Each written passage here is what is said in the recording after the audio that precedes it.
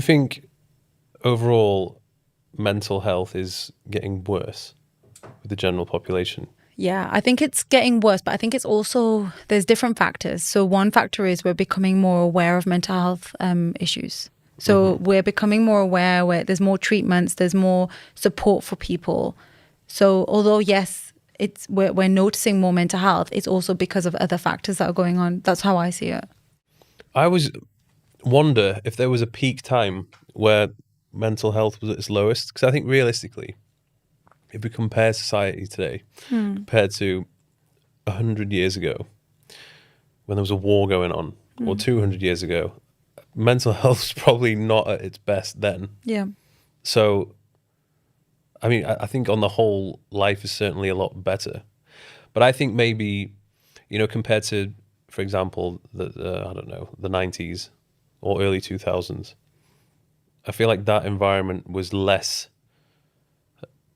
stressful because there was no social media. Everything was a little bit more chilled out. I think now the introduction of social media has changed the game. Yeah. And I think and mobile phones, and even I get caught in the trap of just mindlessly scrolling. If you do that for too long, you just kind of come away from it like, oh my god, like Yeah. what is going on? Especially when you could be sat at home doing nothing, and then you're scrolling, you're seeing all these people doing all these amazing things, and you're just like, oh, I'm sat in my room alone.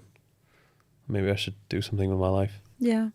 And if you're constantly looking at social media, you're comparing, aren't you? You're looking at everyone else, and subconsciously you're taking in all that information. So you might be like, oh, look how happy they are on their holiday. They get to go to a holiday. I don't get to go on a holiday. And you don't know what subconsciously is happening. And also, are we more disconnected as a society than we've ever been? So are we more connected through phones, but we're not connecting in real life? We're just so busy on the phones. And is that what is causing loneliness? And they say, I mean, one of my dear friends, they have written a book about loneliness, Simone Heng, and in there, one thing that she has written about is how loneliness impacts on our physical body. It's like we're having 15 cigarettes. So 15 cigarettes a day, that's the impact that it's having on your body, loneliness. But no one sees that. Yeah. There's a study that's been done. In what sense? What, like? The physical impact of loneliness, how loneliness feels. So although you might feel loneliness, what impact is it having on you physically? And it's like they've compared it to having 15 cigarettes a day. That's the impact. And we're not talking about this. Yeah. We're not discussing this. And are we, as a society, we are more lonely than we've ever been, although we're very connected. But yeah, we're showing our best lives on social media.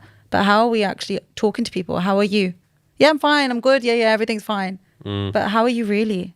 Where's the depth? Where's the understanding? Where's the space to be able to, for people to talk about what's going on for them?